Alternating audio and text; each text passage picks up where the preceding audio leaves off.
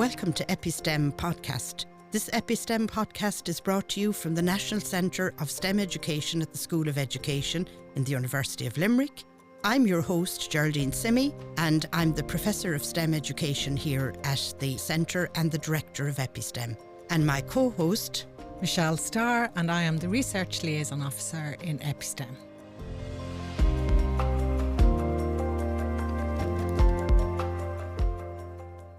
Okay, welcome back everybody to the podcast, and today we're very, very pleased to be welcoming members of Thomond Community College, and who have been here, a teacher and two students with us, talking about our Sustainable Village project. And for the listeners who don't know anything about our Sustainable Village project, we invited schools to design a sustainable eco-village in Ireland for 2050. 6 schools took part in Limerick, and we've had an award ceremony there recently. So Thomond Community College was one of those. So very, very welcome to our teacher here, Shaun Donegan. Shaun, you're very, very welcome. Thanks very much. So coming from Thomond Community College, we're out in Moylish near LIT. So we've about 650 pupils. It's kind of an even split. So back in maybe September time, we actually got an email from my vice principal with the poster for the project. Oh, yes, so yeah. as an engineering teacher, I kind of sparked interest straight away. But I kind of knew that with the scope of the project that there was a lot of work kind of in tow. So I recruited another woodwork teacher to give me a hand. Who was that? Aidan O'Connell. Yes. So we set off on the journey then, and here we are. Brilliant. Yeah, lovely. That's marvellous. And then our two students here with us will want to welcome Patrick Rwasibo.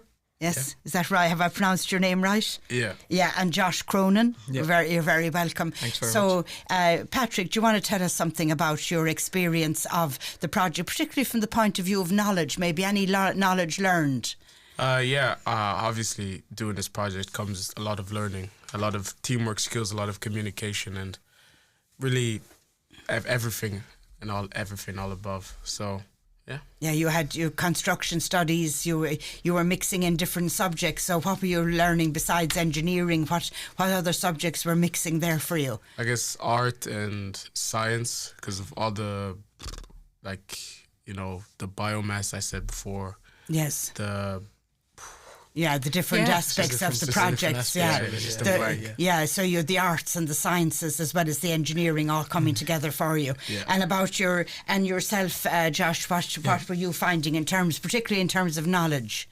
Knowledge-wise, I think that a lot of subjects that I didn't originally do, they kind of came together. Like, I've never done art until I went into TY. And art played a really big part because we used some stuff like sawdust and glue just to make like mud and different types. So a lot of things do come together. Yes. To actually put the project together, which was actually really good to do. It was really inspiring fun. as well. Yeah. You were beginning to see the steam across the curriculum in transition year, which was lovely. Definitely. Yeah. And it's probably unusual having. Did you find the two? The arts in the science and the technology and engineering and maths. Did you find that kind of a novelty? Or how did you find putting the arts in there, as you were talking about? You learnt about art into the project. Did you enjoy that part? Yeah, definitely. Yeah, but even you wouldn't really expect like art to go into a project like that. Yeah. But then when it comes to like obviously us being in TY, we do have a lot of free time, so it's like, if you can put the time in, you can make a really good project, and that's what I like about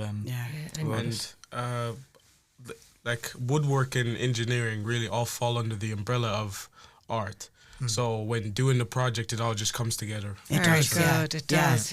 Tell me about the design that you came up with. What kind of a design did you come up with for your eco-village? So what we looked at first is like an actual plot that we can use to build around our village, and we took that. And then we built what we thought was, the best village to thrive in 2050, adding everything like the family allotments, the biomass to try and be our own, not needing people from the outside, building our houses close together to show togetherness in the community, and trying to reduce our carbon pollution by adding windy paths, walk and cycle and all that, and only needing cars when we're outside the village. Yeah, lovely. So it was you were actually thinking future. You had a futuristic idea of being self-sustainable. Yeah. Kind of, say, yeah, absolutely. It sounds like Devil Era's Ireland from years ago. But anyway, it's all that idea of trying to be as sustainable as possible and have everything so inside the village, grow your own food and build sustainability. And in terms of engineering then and construction, what did you come up with in terms of kind of building? What struck you there? Well, we kind of went for more wood because we have a lot of wood in construction that doesn't get used. So we thought we might as well just, get little bits and pieces that we wouldn't use because they're cut off other projects and put them together for our own. Lovely. And, Good. And as it you actually said worked. before, So that's where your design came from? Yeah. Yeah, very inspiring. And your design it's from a landscape near your school. Do you want to tell us about that? it's on the outside of Myros. Yeah, it's literally just a plot of land besides Speedline Engineering. So it's near the Myros Youth Academy. So we kind of decided fairly early on, didn't we, that we were going to pick a plot and kind of make it as realistic as possible for something that could happen. So it was about, I don't know, what was it, 20 or 30 acres or something like that of land, like or something that, like Yeah, that. about 30 acres. That we picked. And actually even so, I teach a bit of learning sport in school, and I was talking to a few kids from the community, and they were all saying what the land is like out there, and what it looks like, and they were telling us about it. And it didn't just come from the 6 lads that were involved in the project, that there was actually kids that were involved across the school as well, just trying to learn the local area and see what we have to work with. It was an appreciation of the local, and that idea of going global with UN goals and social justice and everything. It was actually going into that idea of actually being able to open your eyes to what you had in the neighbourhood. Yeah, absolutely. And even kind of the end goal for it was to maybe link back into the community again, link back into Myros or Ballinanty or something like that. So fabulous. Such a great idea, and it brings life to it, doesn't it? Because it's nearby, it's outside your school. It's physical. So it is, exactly. It is physical, and it's connected to, and it's a deep learning as well. I remember growing up in North Clare, and I didn't actually, until I was much older in life, begin to really appreciate the kind of beauty of this place and the understanding of the burn and the potential of the area and everything, the history, steeped in history and understanding. So those observation skills are important, aren't they? Yeah, definitely. Yeah. What other skills did you learn? Working as a team, obviously, of teamwork, communication and planning and all that sort of stuff. So as we were doing the project, what we tried to do is everybody gives an idea, and then we try and work off those ideas to find the best idea. Yeah, and what I loved when I met you at the award ceremony, you had lovely egalitarian relationships in the village, and there was no hierarchies, and it was a lovely space where people were working together with a real togetherness. I liked that idea. So you were trying to practice that in reality, were you? Yeah. And how did you come together? How did you, as a group, come together? Were you just interested in the project, and did you know one another beforehand?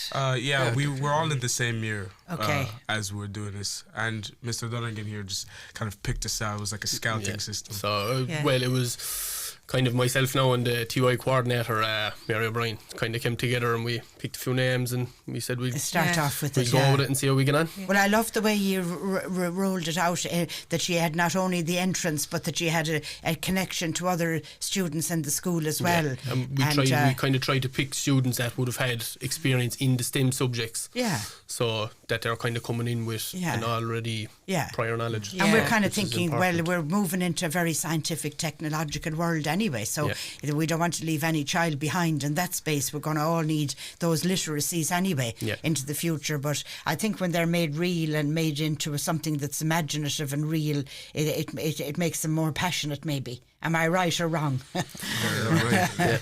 You're thinking in that space. And how did your teamwork and planning go? Did you decide, what way did you work out how things went? Well, what we did anyway is that once we got all of our ideas, we put them all together. We were like, what would be the best? What would work? So one was like flying helicopters or something, flying buses or something like that. Now, that's not realistic. It could happen, but it's not realistic. So But if we weren't saying it in a way like, no, we can't have this idea, we're going to consider it. But very good. we took all ideas, we picked the best, and then we worked together and we created a project. Yeah, and your idea of a flying bus mightn't be so unusual at all, because I believe drones are delivering coffee to people at the moment. So I mean, somebody will get on a drone, will do a little drone travel one of the days. there'll be some kind of a way people will be flying through the air in due course.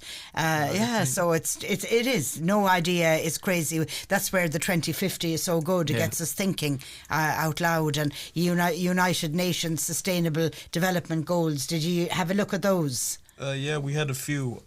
Can't remember all of them at the top of my head, but we had some like to reduce poverty, everybody eats, school and education, healthcare, and all that stuff. Oh, wow, that's a lot. Access to work, and I already said education. Yeah, that's kind of what's called the good life. A good life, not only living for yourself, but in a good community and a decent life with people and others. I suppose that's why we put in the social and the environment justice into it, because we thought, well, a good life isn't just only. Sometimes it appears as if it's only just looking after yourself, but it also means having good relations with others and sharing and caring in a village together. That makes a really good, decent quality of life for people. So, that's why we were thinking, I suppose, in that way. Michelle? Yeah, exactly. So now, listen, tell us about your design. Just imagine your village, because you did a beautiful model of the village, so you have different aspects. Okay, so we kind of split it up into parts and gave the group members different parts of where to work on, and then we just all brought it together. We have the green side of it, like the family allotments, the biomass silo, the greenhouses, all of that is where... Okay, so that's where your food comes in, isn't it? Yeah. And then we have the family allotments where everybody lives, and we try to make that close together to promote togetherness in the community. Lovely. And we have, the windy roads to promote like well-being, healthcare, and to try and reduce like cars and all that stuff. Yes, yeah. So, everything starts when you have good health, Exactly. Health is wealth. It is, health is wealth, yeah.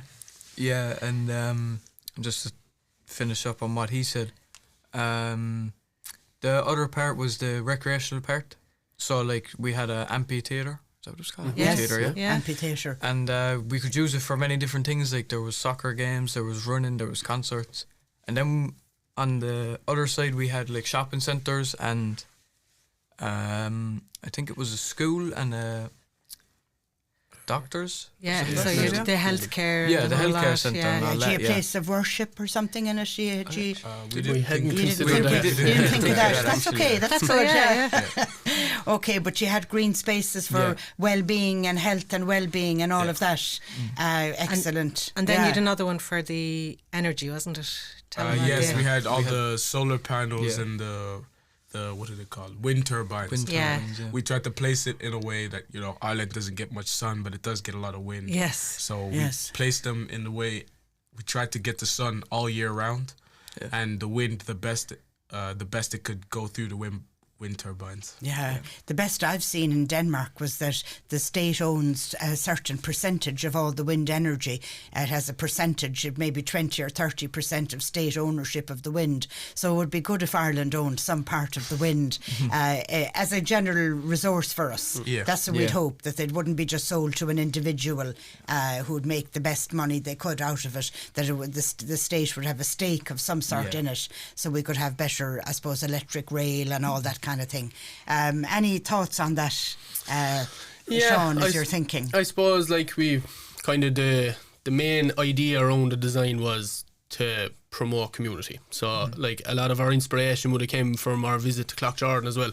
Oh yeah. So we would have went up to Cloughjordan in November just to kind of have a look and see what's up there, and they are trying to promote community up there. There's a lot of outside factors that are holding back that village, so which is unfortunate. But other than that, they seemed really together, and it wasn't just like a thing of we have the biggest wind turbines, we have the most solar panels. It was really kind of, there's a lot of food that they grow themselves. They've got their own on our system up there, isn't it? Yeah. For a An honour shop, and they system, give yeah. food back to Clough-Jordan village itself. A lot of the houses, because as we went for a kind of a tight-knit community, a lot of their houses are all side by side. They're all together. That's right, and they've kind of open plan kind of around, a lot of that. Now the Clough-Jordan Eco Village is very interesting. We had it there in our booklet, and we'd found other eco villages in Scotland and other places, and they're making a great effort at this kind of sustainable living, aren't they? Yeah, absolutely. Because That must have been a great inspiration, was it? Yeah. And we really Patrick. saw, as he said, there was outside factors hindering them from their best of their ability, like the Irish waters.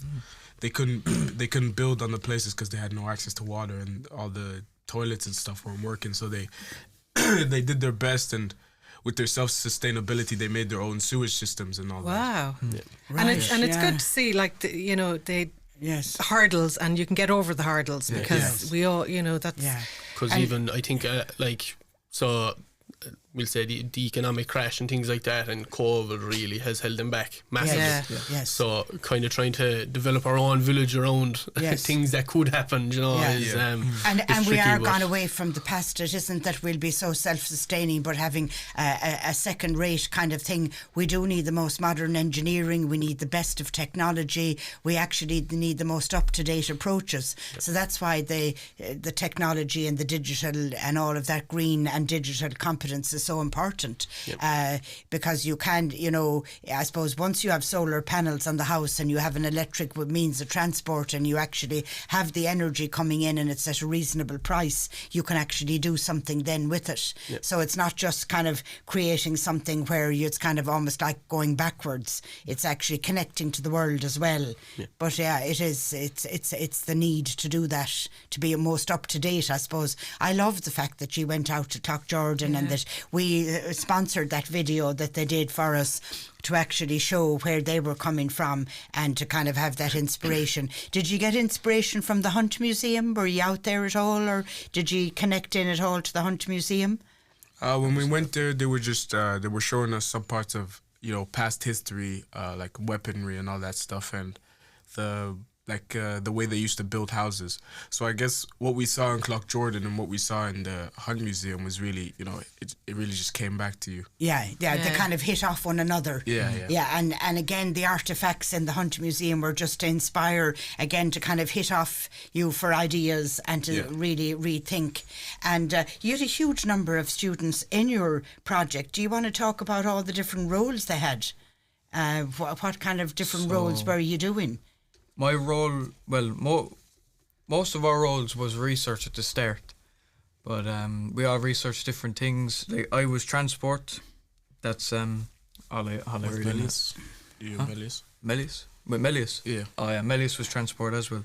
Yeah. But And then we had different parts like social justice. Yes. And there was the recreational part. No, not the recreational part. Sorry, the commercial buildings and all Yes. that. That was Cara. Yes, I think, we're doing and I was on the the greenhousing part of it. green and the environmental part. Yeah, and the so what energy did you conservation understand and- by social justice? What does social justice mean to you? Like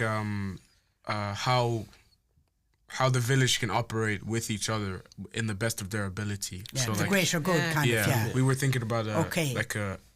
a democracy really, because that's the best. It's been proven to work. They say it's the best worst system of politics. Yeah, and we were thinking about it. 'Cause really, we thought about democracy, but we also had like a village council, because it's good to always have that one person you can trust to look over you people. Yes, Very good. yeah, a village council, lovely, yeah, I love it. because in a village like that, even with democracy, only one person gets voted in, Yes, and we don't want one person no, running No. the village. So No. maybe yeah, more people. yeah. like you a, want like a council, really. Yeah, council, and you want you don't want it to be an elite running the place. We want it to feel like a family, really. Tell love me, it, yeah. and did this project, did you ever think like this before in a project or in doing anything in that whole democracy idea and the social justice, or was this a novel idea? That A little bit, because you have that odd conversation with your friends and all that, but you never really get a chance to show what you know. So this village really gave us a chance to show what we know and really how we can make a difference. Put it into action. And it brings the subjects to life in that way. Shaun, is there anybody you want to thank in the school or think of today as we're actually talking with community and with the Thomond Community College today? Is there anybody? Look, we had a lot of support, I suppose, with the project. So I think to start off anyway, I suppose Miss Hogan, the principal, she had given us the support of allowing us to take on the project and letting us get materials into the school to develop our model and things like that. And then the TY coordinator, Miss O'Brien, for letting us take the boys out of class every Friday for a double class for the whole year and wrecking our head going on different trips and things like that. I bet you enjoyed that. Oh, we did, she had a big role to play, and as well to Mr. O'Connell, I suppose, for helping me, can't forget about that. helping us get along the line and produce something very good at the very end. And obviously to the 4 lads that can't be here today. Lovely for their involvement as well. And tell me, as a teacher yourself, what did you gain yourself from the project? What would you think have been the insights that you've gained from doing it? Yeah, there was an awful lot together. As I said, the scope for the project was massive. So, as an engineering teacher, I wouldn't have been kind of broad in terms of knowledge about facing solar panels to a certain direction. That's where kind of Aidan, the woodwork teacher, would have come in, sloped roofs and things like that. I wouldn't really have a knowledge there, even with design then as well. So on art kind of a side of things, mixing paints, mixing kind of sawdust and stuff like that. So you're getting a lot of hands-on knowledge. It's very, very much experiential kind of knowledge that you're getting from it. But I suppose then as well, it definitely kind of ties into the curriculum as well in terms of what we're teaching inside in engineering classes as well, because the more as the years go on, engineering is turning into kind of more how we're helping the environment, what we're going to consider to do for structures in terms of how we're going to help the environment. So it has more of a social and environment purpose, which is great, really. It brings the subject to life. I mean, all the problem solving skills, the communication, the creativity, all that's all part of it now. Absolutely. And it's actually going right down even into the early childhood and primary school and everything. So if we bring it in right, I think, and bring it in with STEAM and the arts and ethics and everything into it, we'll do a good job if we can keep it in that space, kind of have a bit of breadth and depth to it. And even developing relationships with the 6 lads as well, we did have great fun. It was absolutely brilliant. That's lovely. That's lovely, that friendship. It kind of takes you out of the classroom scenario for a second, and you get to just everyone gets to relax. And actually, will you name the 4 other members of the team? Did we do it at the beginning? So Melius, Cara, Emer and Sandra. We're all members as well. So they did great work. Lovely. They did all great work. So we were delighted on the award ceremony the day you were in. We loved listening and hearing you present all your work. It was really nice and very interesting. Anything else that you think you'd like to say about the project, Patrick? Brings a lot of stress, really. But, you don't look very stressed, I'd say. It's good, it's good to be taken out of your comfort zone to do stuff. So it is. Maybe you might like it, maybe you might not. But I would recommend this project because you got stuck in, made new friends, got to see the subjects differently. Josh. Did you miss it when it was finished? A little bit, My Fridays were more dull. I think you missed the older class part no more. Sorry, you had to continue. Josh. I liked about the project is that it was definitely a more practical project. Like, we actually built, designed and created a model apart from just, putting a poster together, doing a few PowerPoints, calling it a day. So that for me, like, I would learn practical wise. I'd learn hands-on. Yes. I wouldn't learn from a poster. That's just me. It's not the same. The multiple different ways, multiple intelligences, different ways. Even we did a poster as well. So Yeah. So you did a poster, you did a local video, you did the artifact, you did a reflection on your learning, and you quite clearly have great insights. Gosh, it's a joy listening to you talking. It really is a pure joy listening to you, and you presented the material well. And of course, your material was presented as well out in the Hunt Museum for the month of April, and that was nice. So what we'd, I suppose, invite you is on open days in school, or when the parents are around or whatever, dust it out again, the artefact, and put it up there. And we would certainly love to have it here in EpiSTEM to show our students. We've about 2,000 student teachers here in the University of Limerick, and a good number of them are STEM students, so we'd love them to come up in the autumn and see your work up and displayed in our research centre. We would love that. Yeah. Michelle, do you want to add anything there? No, that's it. Yeah, it'd be great. I mean, maybe take it out as well during Science Week is another one, and showcase, because you're very proud of it, and it's a great project. And the video, it's a very deep project, because you're just saying you did a video, you did an artefact, you had to do a huge amount of research, you put a poster together, and and you gave us what you learned from it. So it's wonderful. Well done. Yeah. And I mean, the start of the project was with Norma O'Brien, and Norma is the director of the Limerick Education Support Centre now, but she's actually also was a principal in Thomond Community College. She was there as the principal, and she did a podcast here with us as well, talking about her life in that space. At one point, she did one of our EpiSTEM podcasts with us. So she came to us, and we talked about maybe setting up a project. Michelle and myself, we worked with the Hunt Museum, and then we had the local support of local enterprises as well. So it's been a lovely learning experience for ourselves. So just thank you so much for being with us today. Thank you. I hope you enjoyed it. Thanks. Okay. Pleasure. And don't forget to subscribe to our EpiSTEM podcast, and to listen and subscribe. Okay, bye for now. Bye-bye. Bye. Bye. Okay, so our musical treat for today, we have actually Ayaz Mahmood back again with us. Ayaz is going to sing and play a beautiful song in Urdu, which is, he's told me, the language used in Pakistan. So it's going to be a bilingual song in Urdu, and it's a love song, and it's called Widu, and it's a love song, and it's to be with you is this yearning in the love song. We do.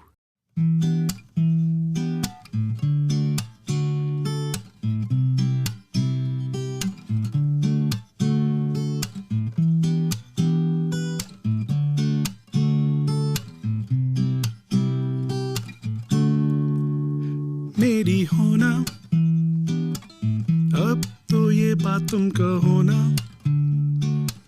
बीते लम्हों को ना खोना, तुमसे है मेरी ये जान,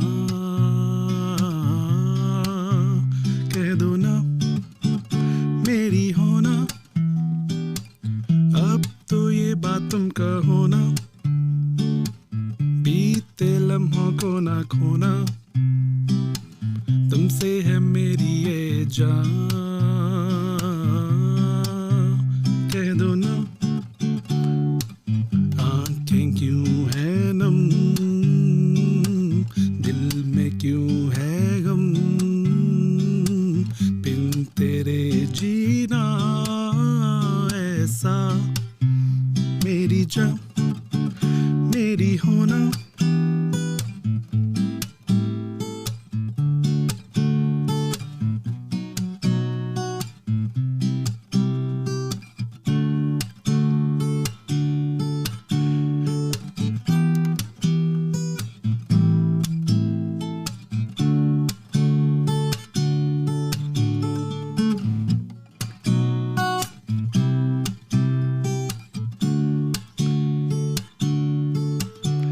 I've been lost in the world so close, and I'm looking for something to hold.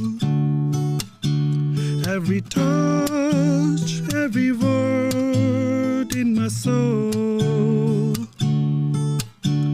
With you, I never be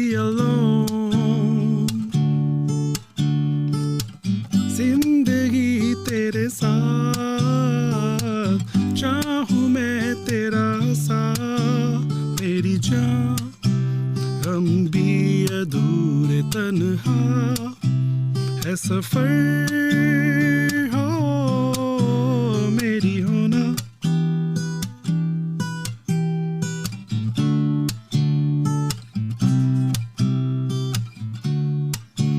मेरी होना मेरी होना मेरी होना